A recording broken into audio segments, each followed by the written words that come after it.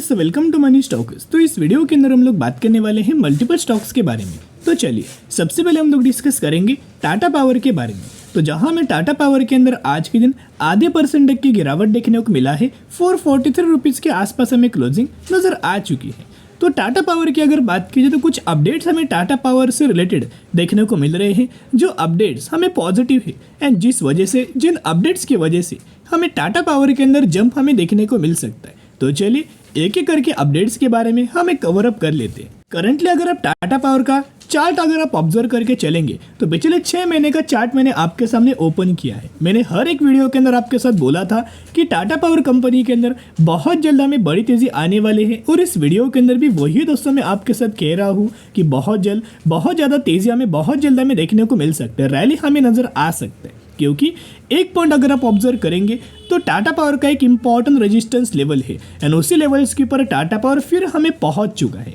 एक point note करना, पिछले कुछ समय से कुछ महीनों से कंपनी लगातार सपोर्ट रेजिस्टेंस के बीच में हमें लगातार ट्रेड कर रहा है, लेकिन कंपनी बार बार सपोर्ट नहीं लेगा, बार बार रेजिस्टेंस नहीं लेगा, कभी ना कभी ब्रेकआउट होगा या फिर ब्रेकडाउन होगा। तो टाटा पावर कोई बुरा कंपनी नहीं है जिस वजह से ब्रेकडाउन होगा, राइट। तो बहुत ज़्यादा चांसेस है कि बहुत जल्द कंपनी के अंदर ब्रेकआउट हमें यहाँ से देखने को मिल सकता है। जैसे कंपनी के अंदर ब्रेकआउट होगा वैसे ब्रोकरेज फर्म के द्वारा हमें टारगेट दिया गया। देखिएगा 3 पॉइंट हमेशा आपको याद रखना है। कोई भी कंपनी के अंदर निवेश करने से पहले आपको कंपनी का बिजनेस को जानना है कि बिजनेस कंपनी का क्या है एंड उसके फ्यूचर की डिमांड क्या होने वाली है। सेकेंड, आपको देखना है कि जो बिजनेस कंपनी कर रहा है इस वजह से क्या कंपनी के पैरामीटर्स ग्रो हो रहे। एंड थर्ड पॉइंट, वो कंपनी का आपको टेक्निकल चार्ट को जरूर एनालिसिस करना होगा ताकि आपको समझ में आएगा कि कौन सी कंपनी तेजी के अंदर मिल रहा है ताकि आप उसे करंटली अवॉइड करें, एंड कौन सी कंपनी कंसोलिडेट कर रहा है ताकि आप उसके अंदर निवेश करने के बारे में सोचें, और कौन सी कंपनी गिरावट के अंदर मिल रहा है ताकि आप उसके अंदर निवेश करें। तो टारगेट जो करंटली दिया है ना, आप देख सकते हो 6 घंटे पहले ये अपडेट नजर आया है। आज के दिन एकदम फ्रेश अपडेट्स के बारे में हम लोग बात करें, आप देख सकते हो द इकोनॉमिक टाइम्स के अंदर हमें अपडेट दिया गया है।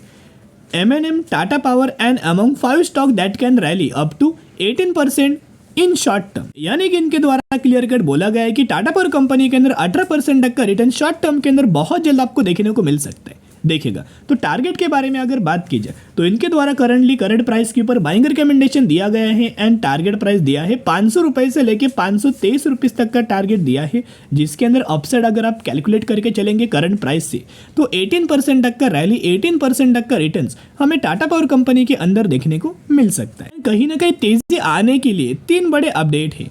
एक अपडेट की अगर बात करें टेक्निकली, जो टेक्निकल चार्ट है वो बुलिश है, जो कि हम लोग डिस्कस तो करेंगे ही करेंगे।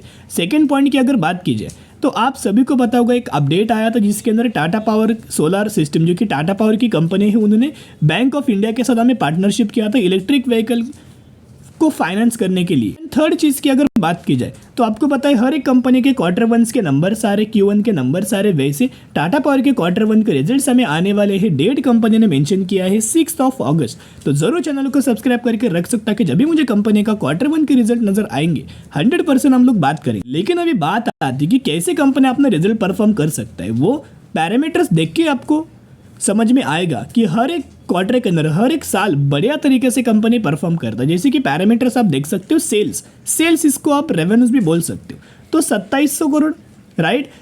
सॉरी, यहाँ अगर आप देखोगे तो ऑलमोस्ट हमें 32,000 करोड़, फिर 40,000 करोड़ से भी ज़्यादा 55,000 करोड़, 61,000 करोड़ लगातार कंपनी का जो रेवेन्यूज है वो कंटिन्यूस बेसिस के ऊपर हमें ग्रो हो रहा है। फिर कंपनी के प्रॉफिट्स की अगर बात की जाए तो कंपनी का नेट प्रॉफिट्स आपके सामने मैंने ओपन किया है 1400 करोड़, 2100 करोड़, 3800 करोड़, 4280 करोड़। लगातार जो कंपनी का नेट प्रॉफिट्स है उसके अंदर भी बहुत अच्छी खासी जंप आ रही है। और रही बात इनके अर्निंग पर शेयर के बारे में, EPS के बारे में, तो उसके अंदर भी जंप है 3.5, 5.5, 10.5 और 11.5। लगातार इनका EPS भी ग्रो हो रहा है, इनका प्रॉफिट्स भी ग्रो हो रहा है, इनका रेवेन्यूज भी ग्रो हो रहा है। तो आप समझ सकते हो कितना ज़्यादा कंपनी का रिजल्ट हमें पॉजिटिव आ सकता है। अभी हम बात करेंगे कंपनी के म्यूचुअल फंड्स डेटा के बारे में, जो कि आप देख सकते हो जो डेटा है टाटा पावर कंपनी का ही दोस्तों हम लोग आपके साथ शेयर कर रहे हैं।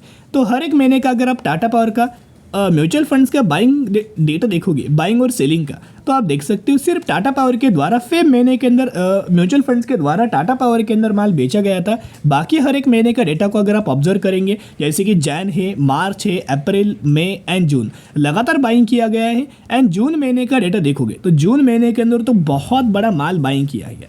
तो आप समझ सकते हो कि जैसे कंपनी का रिजल्ट आएगा वैसे लगातार कंपनी के अंदर तेजी आपको देखने को मिलेगा और कुछ ही दिनों में कंपनी 18% तक का तेजी नजर आ सकती है। देखिएगा, अपडेट्स के बारे में हमने कवर किया। बिजनेस की अगर बात की तो आपको पता है कि ये कंपनी पावर सेक्टर से बिलोंग करता है। यह कंपनी रिन्यूएबल एनर्जीज के अंदर काम करता है, सोलर रिलेटेड, यानी कि सोलर रूफटॉप के अंदर कंपनी इंडिया के अंदर तो नंबर 1 है, राइट, सोलर रूफटॉप के अंदर। एंड उसके साथ साथ इलेक्ट्रिक व्हीकल्स के लिए चार्जिंग इंफ्रास्ट्रक्चर कंपनी क्रिएट करके दे रहा है। यानी जो भी सेगमेंट के अंदर कंपनी काम कर रहे हैं, हर एक सेगमेंट डिमांडिंग ही आने वाले फ्यूचर में, तो आप समझ सकते हो। अब हम आ चुके कंपनी के टेक्निकल चार्ट पैटर्न के बारे में। यहाँ अगर आप देखोगे तो ये कंपनी का एक ट्रेड लाइन है, राइट। इस ट्रेड लाइन को ऑब्जर्व करेंगे तो जब भी कंपनी इस ट्रेड लाइन पर आया है तभी तभी कंपनी के द्वारा सपोर्ट लिया गया, तभी तभी कंपनी के अंदर हमें अच्छी खासी रैली आया है। आप देख सकते हो ये जो चार्ट है ना, जो लोग डेली चैनल को फॉलो करते हैं, वीडियोस को देखते हैं, उन सभी लोगों को ये टेक्निकल चार्ट के बारे में पता होगा कि हमने एनालिसिस क्या किया था। लेकिन जो नए लोग, नए व्यूअर जो जुड़े हुए हैं, उनको ये जानना भी इंपॉर्टेंट, उनको भी समझ में आएगा कि बहुत जल्द तेजी आ सकता है। अभी अगर आप देखोगे तो कंपनी के द्वारा इस लेवल्स के ऊपर कंपनी सपोर्ट ले सकता है। हमने आपके साथ शेयर किया था, आपको पता होगा, वीडियोस आपको चैनल के ऊपर मिल जाएंगे। इसी लेवल्स के ऊपर जब भी टाटा पावर आया है ना, इसी लेवल्स के ऊपर सपोर्ट लेके कंपनी के अंदर तेजी आए हैं। लेकिन ऊपर यही लेवल्स के ऊपर देखोगे तो कंपनी का एक रेजिस्टेंस लेवल भी है। अभी कंपनी ने रिसेंट बेसिस के ऊपर अच्छे खासा सपोर्ट हमें लिया गया है, कंसोलिडेट करके कंपनी निकला है। तो यह बहुत ज़्यादा चांसेस है कि बहुत जल्द कंपनी ये लेवल्स को बहुत ईजिली हमें निकाल सकता है और यहीं से अच्छी खासी तेजी हमें देखने को मिल सकती है। तो बाउंड्री स्ट्रेटेजी जरूर अप्लाई करना। अभी हम बात करने वाले हैं अगली कंपनी के बारे में, जिसका नाम है Mazagaon dock ship builders limited. तो Mazagaon dock ship builders limited की अगर बात की जाए तो ये कंपनी के अंदर आज के दिन में 10% तक का तेजी देखने को मिला है। 10% तक का अपर सर्किट लग चुका है, ऐसा भी आप बोल सकते हो एंड में। तो माझगांव डॉक शिप बिल्डर्स इस कंपनी की अगर बात की जाए तो रिसेंटली हमने कल की वीडियोस के अंदर ही आपके साथ माझगांव डॉक के बारे में शेयर किया था कि बहुत जल्द कंपनी के अंदर तेजी आ सकते। अभी अगर आप ये तेजी का कोई अपडेट देखोगे, कोई न्यूज़ देखोगे तो आपको बिल्कुल भी देखने को नहीं मिलेगा। लेकिन ये तेजी क्यों है, उसके पीछे का एक कारण है। आपने देखा होगा कि बीच में माझगांव डॉक शिप बिल्डर्स हो, HAL हो या फिर इतने सारे कंपनीज हो, डिफेंस सेक्टर से कंपनी जुड़ा हुआ हो या फिर रेलवे सेक्टर के अंदर कंपनी जुड़ा हुआ हो, हर एक कंपनी के अंदर कुछ दिनों से हमें गिरावट नजर आ रहा था पिछले हफ्ते में।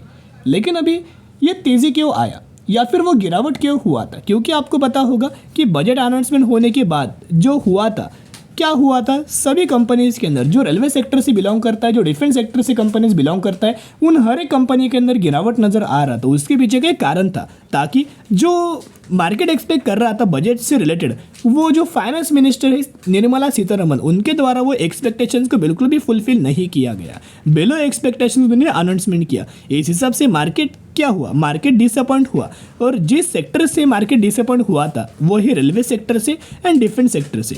तो उन दोनों सेक्टर में जितने सारे कंपनीज था, उन कंपनीज के अंदर गिरावट आ रहा था, जिसके अंदर जो माझगांव डॉक शिप बिल्डर्स ये कंपनी था वो 15% तक की गिरावट के अंदर मिल रहा था। अभी जो 10% तक का तेजी आया है ना, अभी सिर्फ कंपनी 5 से 6% तक की गिरावट के अंदर हमें मिल रहा है। और सिर्फ माझगांव डॉक कंपनी के अंदर तेजी नजर नहीं आया, बल्कि कोचिन शिपयार्ड 5% तक का तेजी, गार्डन रीच 5% तक का तेजी, RVNL की अगर बात की जाए तो 10% तक का तेजी। इसमें क्या है ना, कोई स्पेसिफिक कंपनी का गलती नहीं था या फिर मार्केट का भी गलती नहीं था, कोई कंपनी का भी गलती नहीं था। ये जो हुआ था उसका एक रिएक्शन हमें मिला था। लेकिन अगर कंपनी का गलती ना हो, अगर वो कंपनी गिरावट के अंदर मिले तो वो बहुत जल्द कंपनी रिकवर करता है। आज के दिन आपको एक एग्जांपल मिल चुका है। तो जब भी कंपनी डिप्स के अंदर मिलता है, हमें हमेशा बाइंग करना है बिना डरे, क्योंकि आपको पता है कंपनी का बिजनेस अच्छा है, कंपनी जिस सेक्टर से बिलोंग करता है वो डिमांडिंग है आने वाले फ्यूचर में, पैरामीटर्स कंपनी के अच्छे हैं एंड लंबे समय के अंदर कंपनी रिटर्न देगा। तो आपको डरना नहीं है। जो कि प्रीवियस वीडियोस के अंदर हर एक दिन मैंने आपके साथ टाटा पावर के बारे में and Mazagon dock ship builders के बारे में शेयर करता रहता हूँ। HL के बारे में भी हम लोग बात करते रहते।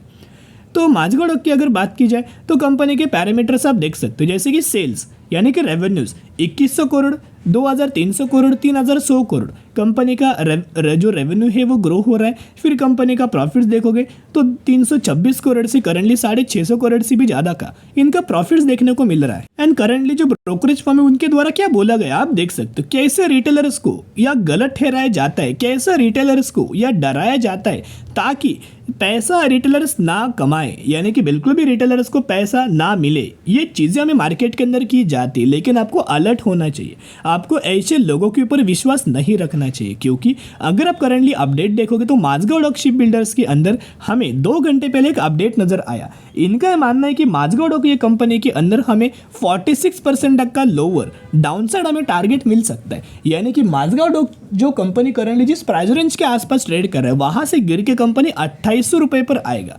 कितने लोगों को लगता है कि ये कंपनी इतना ज़्यादा गिरेगा 50% के आसपास? आप मुझे कमेंट सेक्शन के अंदर बता सकते हो। बिल्कुल भी दोस्तों कंपनी नहीं गिरेगा, क्योंकि हमने आपके साथ बिजनेस शेयर किया, डिफेंस सेक्टर से बिलोंग करता है, पैरामीटर्स हमने आपके साथ दिखाया कि आपको लगता है कि सच में कंपनी इतना गिरेगा। ये गिरेगा कौन ना, जो कंपनी बुरा है, जो कंपनी बुरा परफॉर्म करता है वो कंपनी गिरेगा। लेकिन जो माझगांव डॉक कंपनी आपको देखने को मिल रहा है उसके अंदर बिल्कुल भी गिरावट नहीं होगा। ये सिर्फ अपडेट मैंने आपके साथ शेयर किया ताकि आपको समझ में आएगा कि किसी के ऊपर विश्वास आपको नहीं रखना है। स्पेशली जो ब्रोकरेज फर्म में टारगेट देते वो टारगेट देख के बाइंग सेलिंग आपको बिल्कुल भी दोस्तों नहीं करना है, राइट? क्योंकि वो बहुत ज़्यादा गलत हमें अपडेट देते रहते हैं, गलत टारगेट दिया जाता है ताकि रिटेलर्स डरे, टारगेट देख के पैनिक हो, मार्केट के अंदर वो कंपनी को बेचे। एंड जैसे वो बेचेंगे थोड़ा बहुत कंपनी गिरेगा। एंड जिन ब्रोकरेज फर्म ने डाउनग्रेड किया था, निचले लेवल्स के ऊपर टारगेट दिया था कि गिरावट होने वाला है, वही लोग जाके कंपनी के अंदर बाइंग करते। बिल्कुल भी दोस्तों टारगेट को फॉलो मत करना। कंपनी फंडामेंटली बहुत ज़्यादा स्ट्रांग है, लंबे समय के अंदर शानदार तरीके से मल्टीबैग रिटर्न्स आपको मिल सकता है। अभी हम बात करने वाले कैस्पियन कॉर्पोरेट सर्विस लिमिटेड के बारे में। 68 रुपीज़ के आसपास वो कंपनी हमें ट्रेड कर रहा है। एंड ये कंपनी के द्वारा मैक्सिमम में 3900% तक का रिटर्न शेयर होल्डर्स के बना के दिया है। तो बेसिकली कंपनी ने एक बहुत बड़ा अनाउंसमेंट किया है। रेशियो है 2:1 रेशियो के अंदर कंपनी ने बोनस का अनाउंसमेंट किया है। तो अगर आपके पास इस कंपनी के 1 शेयर होंगे तो हर 1 शेयर के बदले आपको ये कंपनी 2 बोनस शेयर देने वाली है। तो जरूर कंपनी के बारे में स्टडी एनालिसिस जरूर करना।